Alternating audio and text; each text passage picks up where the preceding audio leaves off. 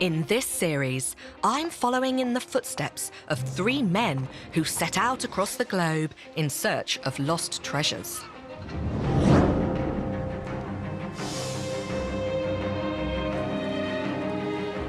The discoveries they made rewrote history. I'm standing in the presence of the birth of Viking art, revealing the untold story of how human societies began. What was going to come out of the ground here was going to rewrite the book of Western civilization. But these finds are not always what they seem, because the men behind them were products of their eras, driven by nationalism, colonialism, and ego, competing to stamp their mark on our shared past. This time, I'm in Norway to fulfill a lifelong dream. Oh, what a treat! Exploring the discovery of the world's oldest and best preserved Viking ship. It's so rich that it's quite hard to grasp. Built at the very beginning of the Viking era,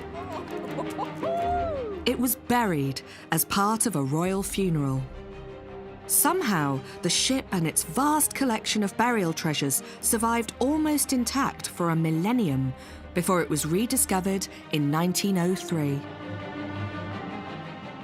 This find would revolutionize our view of these legendary warriors, previously famous only for their brutality. It was unearthed just as nationalism was on the rise in Europe, and became a powerful catalyst for Norway to throw off foreign rule and win its freedom. He's very much aware of a hatred of Swedes. Known as the Oseberg ship, it's the most lavish and extravagant Viking burial ever found. The Oseberg ranks right up there with Tutankhamun's grave. Whoever was buried here was certainly Viking royalty, but with a twist that no one expected.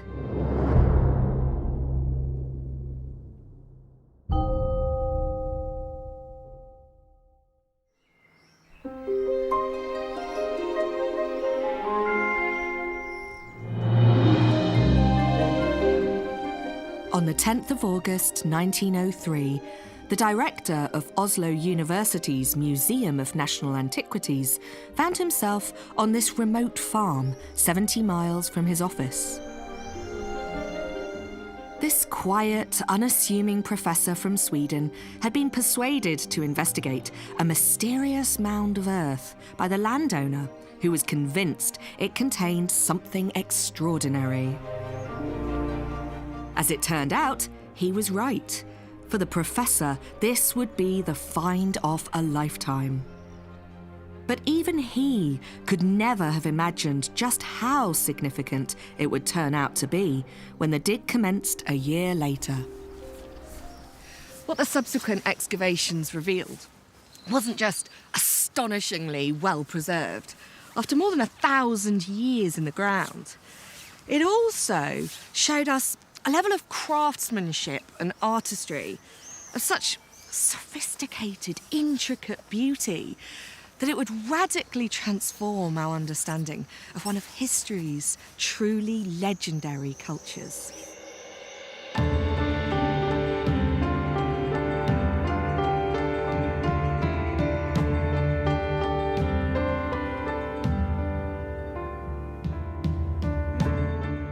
The mound contained a near-complete Viking longship, which had somehow survived in miraculous condition, along with its remarkable collection of burial treasures. Known as the Oseberg ship, its delicate carvings and sleek design would totally transform the Vikings' reputation as vicious savages. From the late 8th to the early 11th century, the Vikings sailed out from their Scandinavian homeland to conquer much of Europe. Their main goal was to establish trade routes throughout their empire, but their raiding parties became feared as notorious killers, hell-bent on plundering gold, slaves, and women. Now, the Oseberg ship would tell a very different story. That story begins here, at Oslo's Historical Museum, which first opened to the public in 1904. Back then, the man in charge was Professor Gabriel Gustafsson.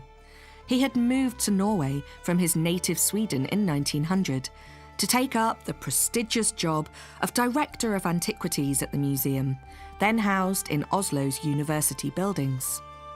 It was as he was preparing for the move to the new building that a local landowner paid an unexpected visit. It's the afternoon of the 8th of August 1903. It's one of the hottest days of the year, and a farmer called Oscar Rom has come to the museum specifically to see Professor Gustafsson, whose office is behind this door.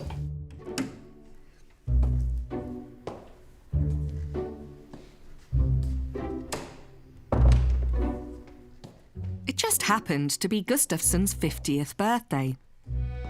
But he was rather preoccupied with the daunting task of relocating the museum's entire collection to the new building.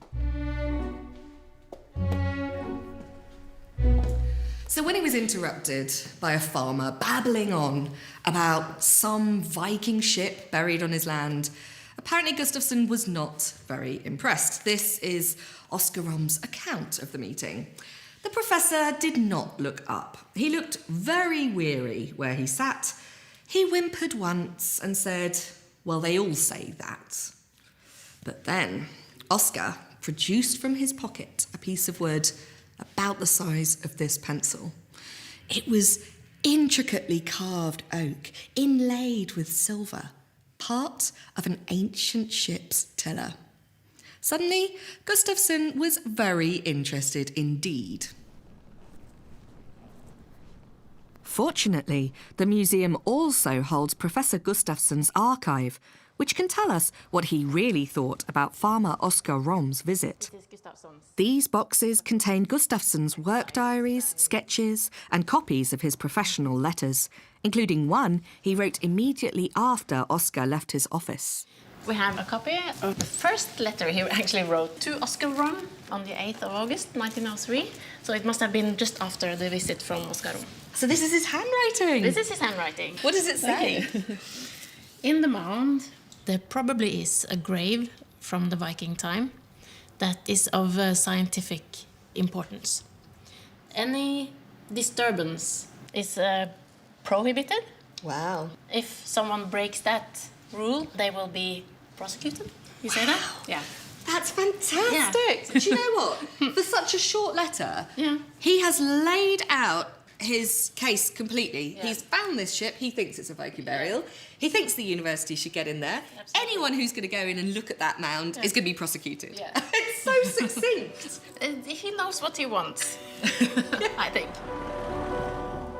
The chance to excavate a Viking ship was an almost unheard of opportunity to find out more about a people whose fearsome reputation sprang from one of their earliest attacks. It took place not on mainland Europe, but on the small tidal island of Lindisfarne, just off England's Northumberland coast. Known as Holy Island, in 634 AD, Irish monks established a priory here on a mission to convert the local pagans to Christianity.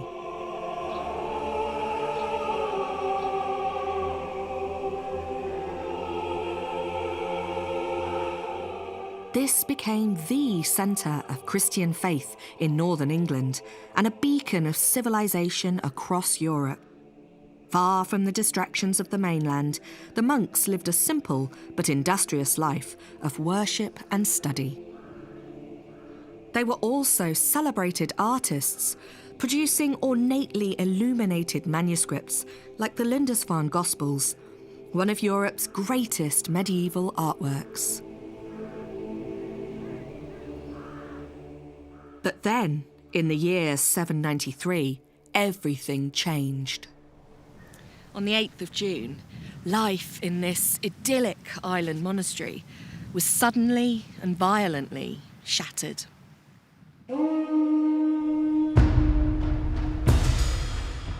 strange-looking ships appeared on the horizon. The monks would have had no idea who they belonged to or why they had come, until they landed on the shore. The Viking invaders charged up the beach and stormed the priory, helping themselves to valuable religious relics of gold, silver, and jewels. They looted everything they could find and brutally murdered the monks. The attack sent shockwaves through the Christian world. The most moving account comes from a monk called Alcuin, who grew up not far from here. He wrote, "Never before has such terrors appeared in Britain as we have now suffered from a pagan race. The heathens poured out the blood of the saints on the altars, and the bodies trampled in the temple of God like dung in the street." Attacks like this became the hallmark of 3 centuries of expansion by the Vikings. Their longships carried them across oceans and inland via rivers as they colonised Iceland, then Greenland, forged trade links as far east as Russia, and by the 11th century became the first Europeans to reach North America. The Lindisfarne massacre was almost certainly where this reputation of the Vikings as ruthless, bloodthirsty savages began. They themselves would have promoted it. They knew that fear was a powerful weapon. And soon, the mere sight of their ships was enough to cause panic and terror. And so, for more than 1,000 years, the fearsome Viking warrior image simply stuck. The Vikings came from what we now call Scandinavia, which over the next 5 centuries evolved into 3 separate nations: Denmark, Norway, and Sweden. In the mid-1300s, the bubonic plague wiped out nearly 2/3 of Norway's population, including most of its social elite. Politically and economically crippled, it became the weaker partner in 2 forced alliances, first with Denmark in 1536, and then Sweden in 1814. By 1903, as Gustafsson began his investigation, this second union was at breaking point.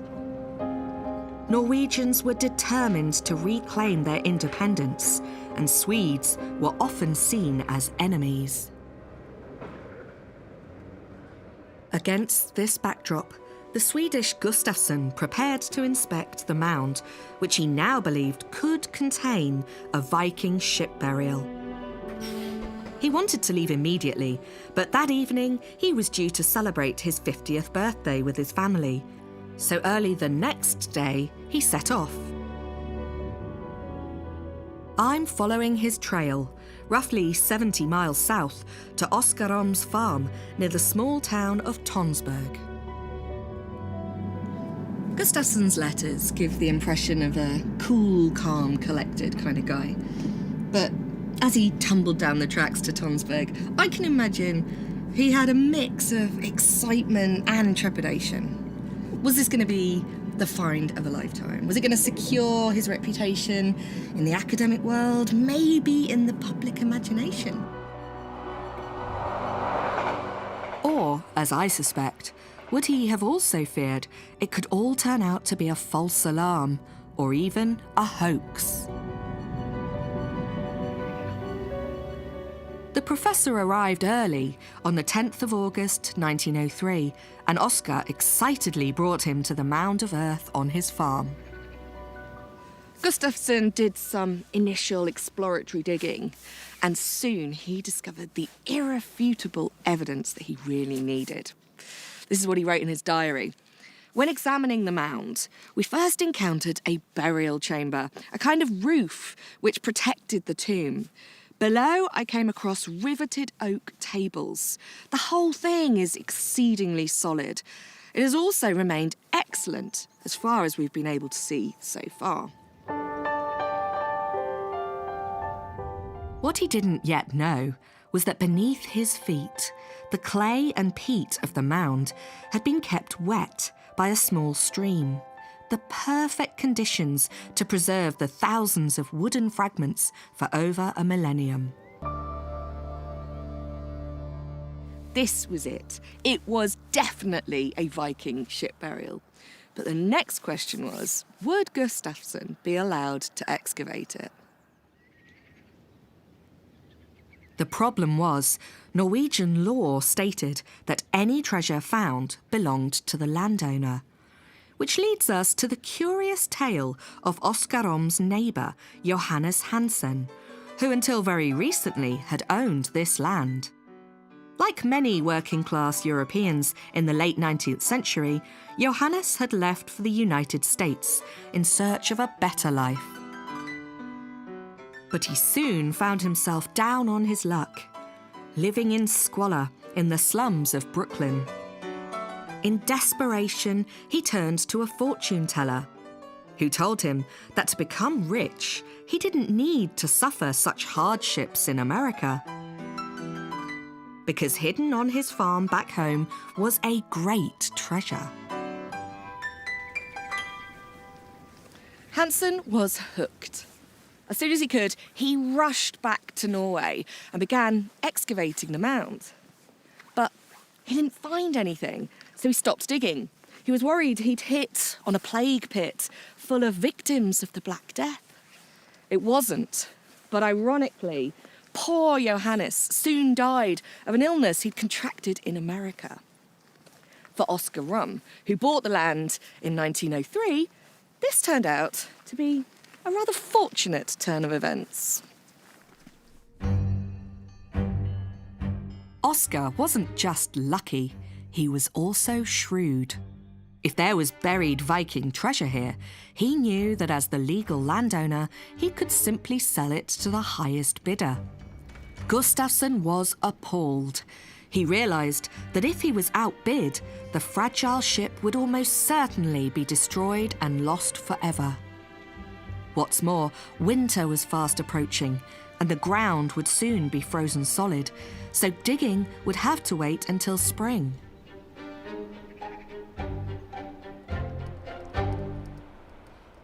Over the winter, Gustafsson would have examined the records from a Viking find unearthed just 20 years earlier, offering the glimmer of hope that much of his ship had remained intact. Just 15 miles away, two sons of a farmer had been digging into the frozen ground of a similar mound, and they made the most incredible discovery. It was one of the first relatively intact Viking longships. The Gokstad ship was incomplete and damaged, but what really mattered lay at the heart of the ship, a human skeleton. The bones came from a 9th century man. Must have been a chieftain. It looks like he died from injuries sustained in battle. And, just look at these leg bones. They're huge. This is a real man mountain, a true Viking warrior. In the late 19th century, nationalism was growing across Europe. Norway was desperate for independence, and the discovery of this warrior was a way to stake a claim on their heroic past. It was also an era when nations asserted their identity through exploration, including a fierce competition to be the first to reach the North Pole. To Norway's intense pride, they also had a major contender in this race. When this chap, Fridtjof Nansen, returned from his attempt to get to the North Pole in 1895, he was immediately hailed as a national hero. Nansen's bid for the pole had fallen short, but he did get further north than anyone in history, which was enough for Norway to declare him a living legend. And the best way to do that was to portray him as a latter-day version of another great seafaring hero, the Viking king Olaf Tryggvason. To prove it, just look at this book illustration. It shows the Norse king Olaf squaring up to Sigrid the Haughty of Sweden. It was published in Norway around 1900. Then, look at this photo of Nansen, taken at almost exactly the same time. It's quite striking. You put them alongside each other, it's like a mirror image. This really does seem to demonstrate that at this time there was an insatiable desire on the part of the people of Norway to connect back to their Viking roots.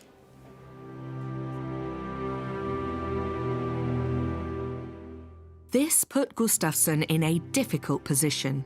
He was a Swede, about to excavate a priceless Norwegian treasure. By March 1904, Gustafsson had organised his team, raised government funding, and was ready to start excavating. According to archaeologist Terje Gansum, the only thing stopping him now was the landowner, Oskar Rom, who was still holding out for the best financial deal he could negotiate. Oskar Rom is a fascinating guy. In the literature, he is portrayed like this greedy farmer. He wanted to earn money. There's nothing wrong with that. And he didn't care. This professor, Gustafsson, comes from Oslo and told him how to behave. He didn't listen at all. But the professor is also has his agenda. And he doesn't want to pay more than necessary. He was arguing that since the ship and everything was in pieces, they should reduce the price. It's broken. It's broken. Oskar was demanding 12,000 kroner, a fortune. To Gabriel's dismay, the museum eventually caved in. But there was still very much tension between them. So they actually stopped talking and wrote notes each morning to give to each other. Wow, post-it notes. Gustafsson already faced prejudice from Norwegian colleagues and neighbours.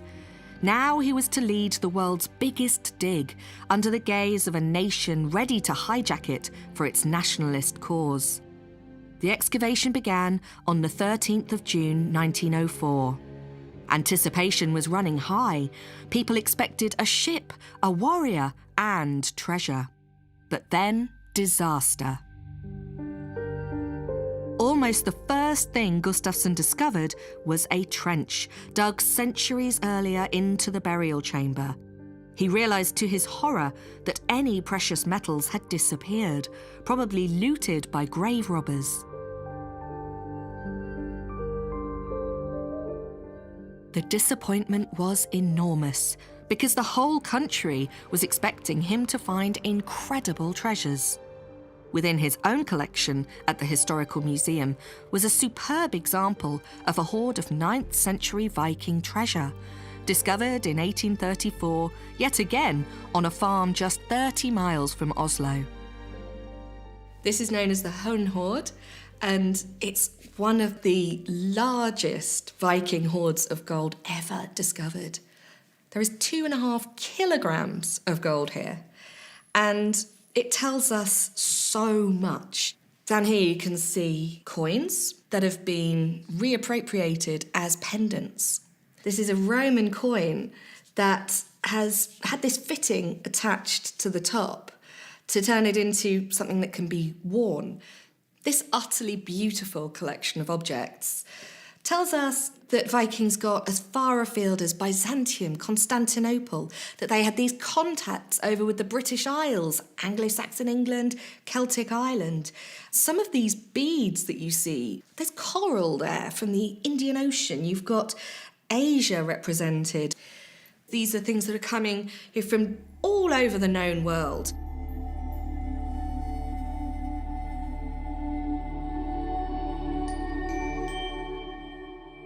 Everything here shows us a traditional narrative of the Vikings, that they are bearded warriors sailing out on long ships, travelling the oceans and grabbing plunder, taking it back to their homelands. This idea of the Vikings had lasted for centuries. Now it was about to be transformed.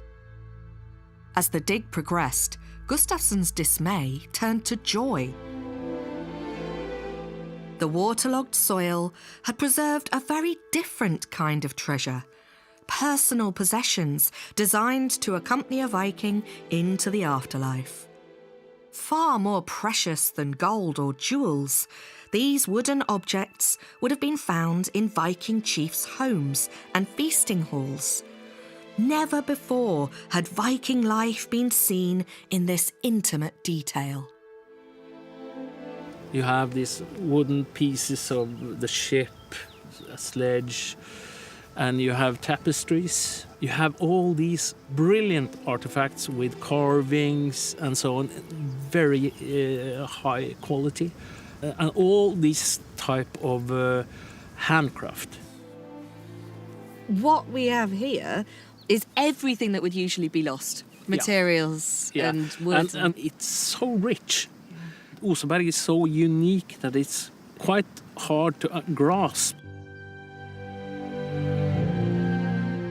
The few human remains had been scattered by the looters, but the anaerobic conditions had even preserved the flesh of some of the animals, sacrificed to provide the dead with a feast on their journey into the afterlife. The stomach of the ox in the aft of the ship is preserved. Wow. So they know exactly what that ox have been eating before they killed it. Clearly, this would be the crowning achievement of Gustafsson's career, even if the excavation part lacked a certain glamour. I guess it was kind of shitty work to do. It smelled like, with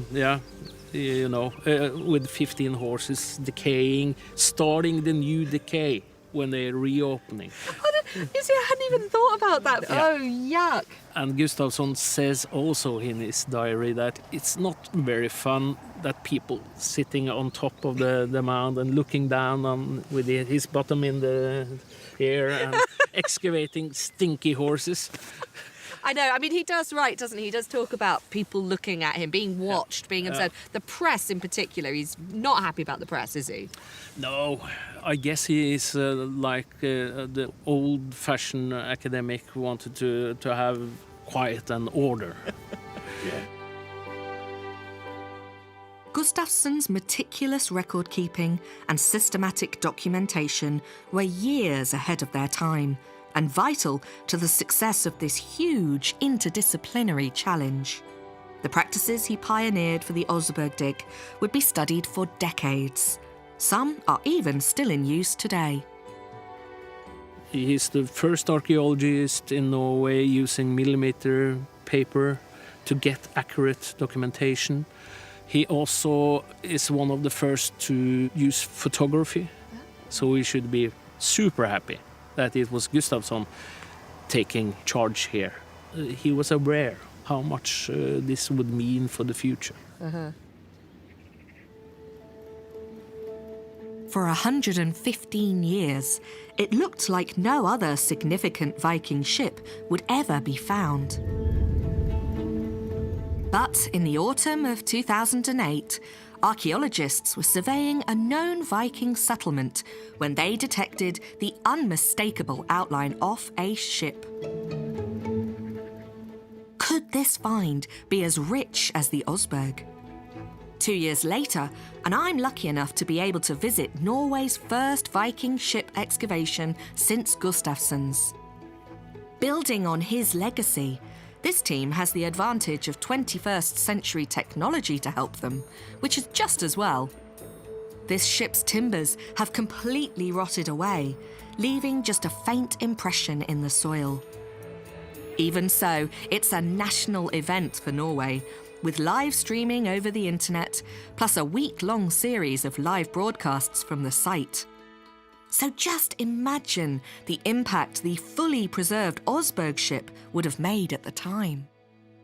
And unlike Professor Gustafsson, the manager of this project, Christian Rudsrud, positively welcomes the attention. Oh, there's been so much media interest from all over the world. And of course, Norwegians are very proud of this. The remaining ships, the Oseberg and the Gokstad and Tune, they are national symbols, of course. And this will be the fourth well-documented Viking ship. And it's obviously a lot slower if we compare how the Oseberg ship came out of the ground. We cannot compare it to the Oseberg. It's not that well preserved, but we're still able to get a lot of information out of it by using modern methodology. Using a technique called photogrammetry, a digital 3D model of the ship will be created by combining photographs of the faint impressions left by the timbers in the soil. Oh, this is very interesting. Most of these black or brownish parts of soil here, these are decomposed wooden parts. They would have been part of the burial chamber on top. Oh, so we've got the roof of the burial chamber. I think so, at least. But I'm certain that this is some kind of high-level individual, like a king or a queen. Oh my goodness. I guess this is what it feels like to be at a moment in history. When I read about Gustafsson finding the Oseberg ship and the sort of feelings that must have been going through his head as he scraped down layer by layer through the earth and revealed it, I'm here watching that happen. Just 7 weeks into an excavation that's expected to last around 5 months, new discoveries occur almost daily. So underneath here we have something very fragile. You can actually see that we have bones remaining. Yeah. And it's the bones from a big animal, from a horse or maybe an ox. I mean, that is in good condition. What could you do if you start to get bones of this caliber that are human coming out? Oh, yeah, that would be amazing, because then we can go and possibly do DNA and come so much closer to the person buried there. Centimetres beneath my knees right now are potentially the bones of a Viking king that we could reconstruct from DNA analysis. We could. Analysing the DNA of a Viking royal would potentially unlock a wealth of information about their lineage, where they travelled to, even their physical appearance. But even after 115 years, Gustafsson's pioneering work on the Oseberg still has a part to play in this cutting-edge excavation. It's the most well-documented ship we have, so he did a lot of drawings, which are great information, and it's very comparable for us. We consult his drawings to compare, of course, but he wasn't able to do it digitally, and that's the big difference. With no wood to work with, the ability to create a digital model rather than a physical reconstruction means this team will be spared the seemingly impossible task that Gustafsson faced next. Because his Viking ship was broken into thousands of pieces. They were brought here to Oslo's Akershus fortress to dry out slowly before Gustafsson could even begin the mammoth and unprecedented reconstruction job. For a sense of the sheer scale of this operation, I visited the fortress with Viking ship specialist Knut Pauska, who has spent years studying and documenting the Oseberg ship. Where exactly here did they lay out the pieces of the ship then? Well, the truth is that we don't know exactly which basement it was, but it was a part of this castle. But why did he choose this place? They wanted it to dry out slowly. And a wet basement here in this castle was just excellent for it, actually. So it stayed here for several years, and then they took it into the university, and they started to build up the ship. The ship was in 2,000 pieces. 2,000? And how on earth should you make a ship out of that? Where to start, huh? But just to start with the keel and then slowly build it up, huh? But it was not only the ship, it was also all the amazing things laying on board. The sleighs, the wagons, all those things needed care at once. So they had actually to wait with the ship. Mm-hmm. That was good as well, because you kind of needed some time to do some thinking. How on earth should we start? How should we do this thing? It took 21 years to complete, but it was worth it. The Vikings were nothing without their ships, and the Oseberg taught us just how advanced they really were. How their shallow draft allowed them to navigate in just 1 metre of water. How they were built to be light enough to carry, yet strong enough to handle open seas. Gustafsson's work had given us something truly unique, the world's only near-complete Viking ship. When we look at the finished ship, how much of that is the original? My guess is 95%. That's nearly everything, yeah? And that's the only Viking ship. It's everything. And if we want to find anything like that another time, this is the one and only. How much of the success was down to Gustafsson? Without Gustafsson, we would not have the ship today, that's quite sure. Of course, it's a bit difficult for us. He was actually born in Sweden, and we're not too fond of that in Norway, but still, yeah, it's okay. As Gustafsson began the Osberg restoration, Norway finally won its freedom, able to make its own laws and determine its own future. On the 26th of October 1905, King Oscar II of Sweden renounced his claim to the throne, and Håkon VII was chosen as the new King of Norway, now an independent nation for the first time in over 4 centuries. But for a Swede like Gustafsson, Norway was still a fairly hostile environment.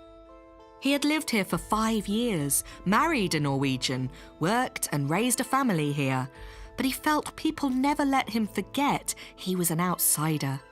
He wrote that he felt like an exile, wishing to be on native soil, so he threw himself into his work. Gustafsson's monumental achievement in reconstructing the Viking ship gave us a huge body of knowledge. Today, experimental archaeologist Jan Knutsen and his team of craftsmen are using his findings to give us a deeper understanding by actually rebuilding a working Viking ship. Hi, Jan. Hello. Hi. Hi. This looks great. What Yes. are you doing?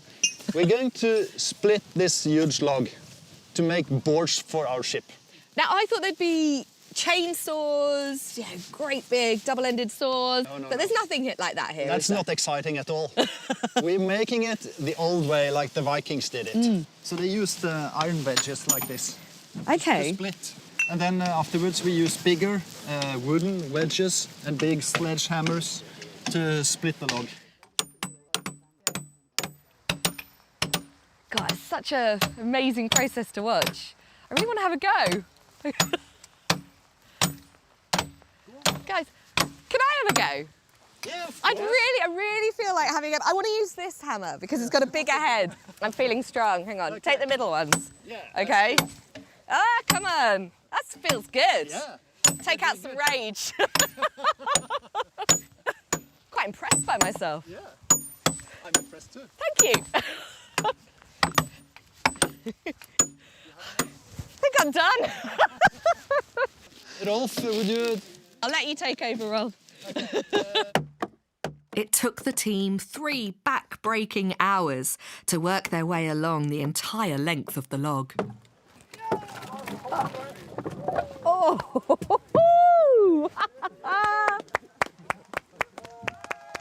Wow, well done! Thank you. Oh, it's lovely and smooth. Going to be very nice boards. How many do you think you'll get out of it? I hope we will get 16 boards out of this. That's a lot of work for just 16 planks, but it's nothing compared to how much it'll take to finish the ship. We need 400 meters of boards for this ship. 400 metres. 400 meters. We started a couple of months ago and we have 4 meters now. What do you learn in the process of making it this way? We learned that it is possible to do it with only very simple tools. And I'm amazed what they were able to do 1200 years ago. Fully restored, the Osberg stood as a testament to the Vikings' shipbuilding skills. But it was what was carved into it that changed our image of them as just raiding warmongers. A prime example is the ship's decorative figurehead, carved into the shape of a coiled serpent. This was considered too precious and delicate to be put on display, So an exact replica was hand-carved out of oak. But the original still exists, and I've been granted special access to see it at a secret location a few miles from the ship itself. This is something not many people get to see.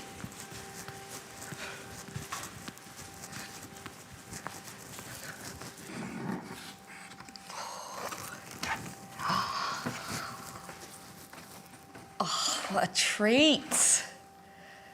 Gosh, I keep having to remind myself that I'm looking at 1,200-year-old wood. This stuff never survives. It's intact. And it's very beautiful. The way that this serpent's spine is picked out, deeply carved there, and then there's these ways to suggest sort of undulation of the serpent going all the way around. It gives it such a dynamic. It almost looks like it's moving, like it's writhing. This is beautiful carving. It's a beautiful object. And if this is just a taste of what's to come, I cannot wait to see the full ship.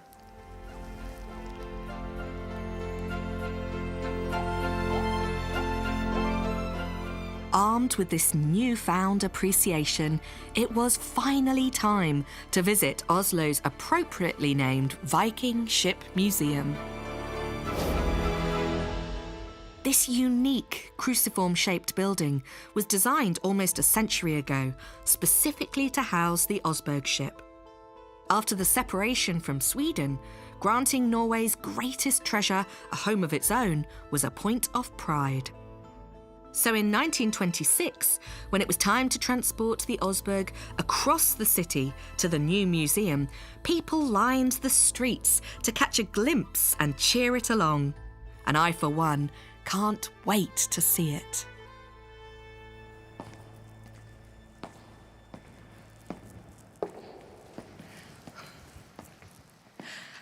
This really is a wow moment.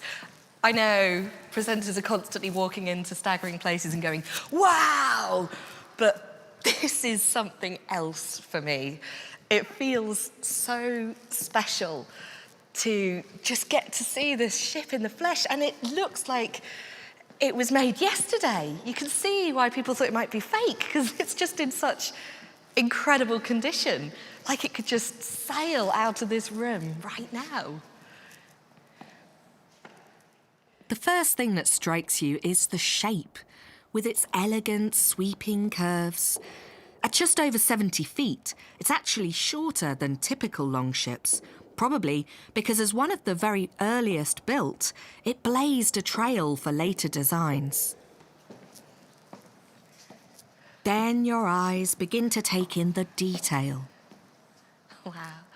The incredibly intricate carvings on the bow and stern. The carving is just unbelievable. So beautiful. The craftsmanship is just outstanding. This design is known as Osberg style. It's the earliest of 6 periods of Viking Age art. But it's also known as the gripping beast style because all the way here you can see creatures curling, overlapping one another. There's snakes and dragons. They're reaching out with their paws, touching their surroundings and each other. It's so exciting to think that I'm standing in the presence of the birth of Viking art. The early Vikings left us little in written form, so the symbolism of these carvings has been lost. But Scandinavia's relative isolation from the rest of Europe allowed its pre-Christian worldview, in which animals and nature played a major role, to survive much longer. The sagas and stories, passed down orally, tell us that serpents and dragons were especially important, and that ships were more than just transport. They were imbued with spiritual qualities. So, these figures undoubtedly represent a coming together of those very beliefs. I just can't get over the condition of this thing. Work like this could only be produced by a dedicated artisan class. The Vikings weren't just stealing other people's treasures, they valued beauty enough to create their own. This alone helped to redefine our view of them. The Osberg was a huge leap forward from the knowledge that had come from earlier finds, like the simpler Gokstad ship that now sits alongside it. Much of what you see here is replacement wood, but it's obviously a far more basic and rugged design. A workhorse meant for trade, travel, and terrorizing. It's a remarkable find, but it told us very little about Viking culture.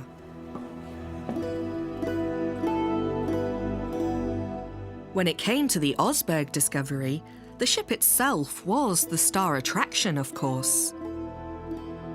But just as important as its ornate carvings was the art found within it, a truly incredible collection of treasures to accompany the ship's occupant into the next life.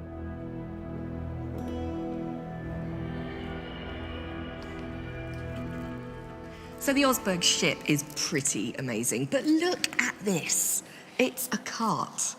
And I keep having to pinch myself to remember this is wood. Now, this was buried 1,200 years ago, but it was already old at that stage. It was a precious antique. What's really fascinating for me is the carving. Just look at the detail here. And this is one for cat lovers, because all over the back of the cart, you can see cats overlapping one another. It's very possible that this is a reference to Freya's chariot, the goddess Freya, because according to mythology, her chariot was pulled by cats.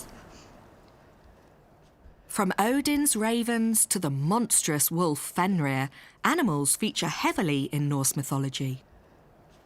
So at the very front, you've got the hero Gunnar in a snake pit where you can see all the snakes writhing up and attacking him. It really brings a drama to this incredible Viking art. These carvings show a complex mythology, way beyond that of a simple warrior culture, echoing the great civilizations of ancient Greece and Rome. And this wagon is just one item in a collection of more than 700 pieces, a staggering number, many decorated and carved in the same gripping beast style. From the intriguing brass and enamel hinges of the so-called Buddha bucket to a dog collar that looks like it was bought yesterday. What is really so exciting about the range of objects that came out of the Osberg ship burial are the insights they give us into daily Viking life. I mean, look here, that is a chest for holding clothes. I know it's high status, but still, it's the sort of thing you'd have found in a Viking house. You've got shoes, actual Viking shoes. And then these bits of furniture, 6 beds were put into the ship, as well as the only surviving Viking chair. And we find textiles. These things never survive in the archaeological record. And yet here you've got needles, you've got things for spinning wool, and even little balls of yarn themselves. These objects add up to a spectacularly detailed snapshot of the Vikings at home, working, creating art, cooking and socialising. So different from the brutish people we'd previously imagined. By restoring the country's noble ancestry, the Osberg ship and its treasures gave Norway the confidence to stand proud as a nation, ready to take full advantage of the opportunities of the 20th century. Professor Gustafsson should have felt he could bask in the glory of his achievement. In fact, his life only became more difficult. By making the most important Viking discovery in history, Gustafsson had found himself in an impossible situation. On the one hand, he was utterly delighted with his find, but on the other, he was deeply troubled by the aggressively nationalistic exploitation of it. He had gifted Norway with its greatest cultural treasure and remained quietly loyal to his adopted home. But even that wasn't enough. In his letters, Gustafsson writes that he's very much aware of a hatred of Swedes in his social circle. Politics, he says, is beginning to become unbearable, and he longs for a time when the Scandinavian countries will come together in a civilized arrangement.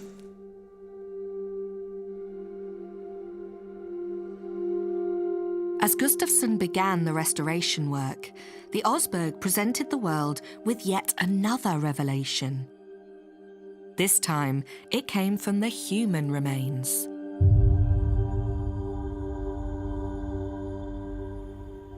Before excavations began, it was assumed that, like in the Gokstad ship, the tomb was probably that of a big, strong warrior or a king. But as the bones started to come out of the ground, it was obvious there wasn't just one body there, but two skeletons. And what was discovered next would shock everyone. These weren't the bones of men at all. This lavish tomb had, in fact, contained two Viking women.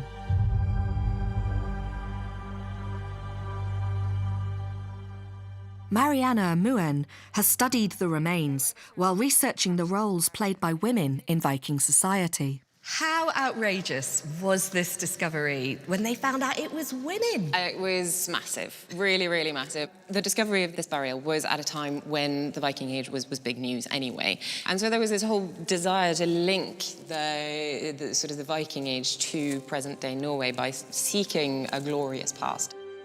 The news that the bones were female came as Norway's nationalist fever reached its peak. Many believed that one of these women must have been Queen Asa, grandmother of King Harald, the first ruler of a 9th century united Norway. It fitted the narrative of what they wanted. Look, here is a queen of the past. Wasn't she mighty? The assumption was that Queen Åsa's extravagant funeral had included the sacrifice of a female slave, who was then buried with her.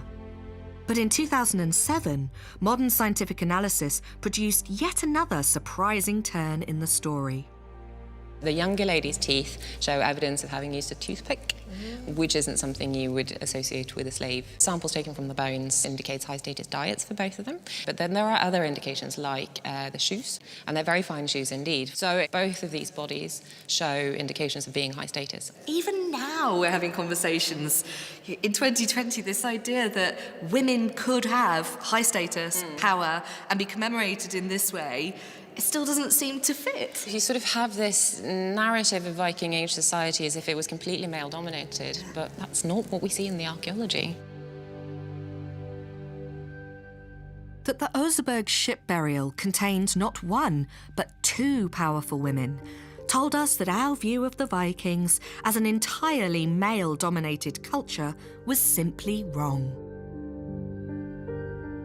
Professor Gustafsson, the quiet hero behind all the Oseberg's revelations, never did return home. He remained in Norway, braving the anti-Swedish sentiments aimed against him, and spent the next decade working on the restoration. His death in 1915 meant he never got to see the fully restored ship, but we have him to thank for this unique discovery and the many Viking revelations that it's given us.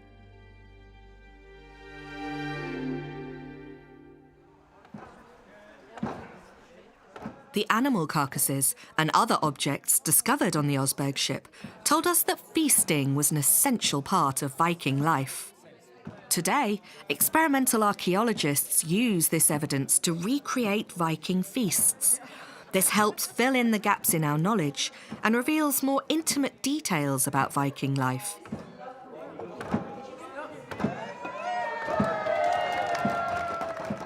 But it's also a way for Norwegians to express their deep national pride. Your foundation takes the name Oseberg. It's obviously important. Why is that ship and that discovery so important? Well, it's actually, obviously, the Oseberg find is one of the main archaeological finds in the world. It ranks right up there with Tutankhamun's grave and others. Yeah. And it came at exactly the right time for Norway. And I know, Uni, that you have a personal connection to the archaeological dig, don't you? I do. My great-grandfather was there in 1904 and helped digging it out, yes. Goodness. He was not a very important person. He was a free farmer with his own shovel. So He had a shovel he could dig. He could dig, yeah. But thinking back to the Viking Age, ships were deeply symbolic then, weren't they? Ships were absolutely deeply symbolic. Ships were known to have their own soul. They could punish their crew or they could reward their crew. Longships, with their living souls, became deeply embedded in Viking culture, celebrated in their art, in stories, and also in song.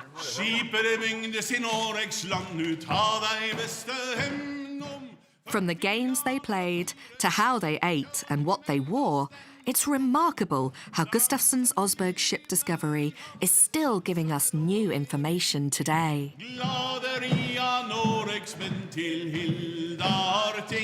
That was fantastic. My final experience in Norway is the closest thing to a voyage aboard the actual Osberg ship. This exact replica was hand-built in 2012 by Jan's team, together with Thor and Uni's foundation. Okay, crew, are you ready? Yeah. Let's Such an go experience. for it.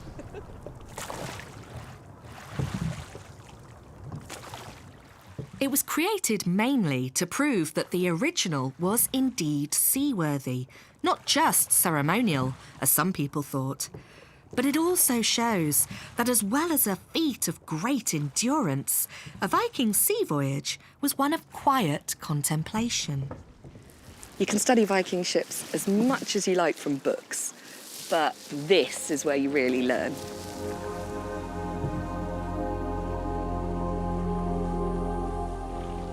What more fitting tribute could there be to a ship that sailed across an ocean of time, to show us how wrong we'd been in our perception of the Vikings?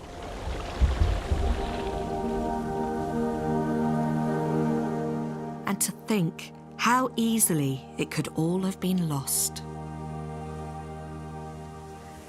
The Osberg ship, quite simply, should not exist. That wet clay left us the most remarkable relic. And it tells us so much about the Viking people, about women, the home, art, how the Vikings really lived.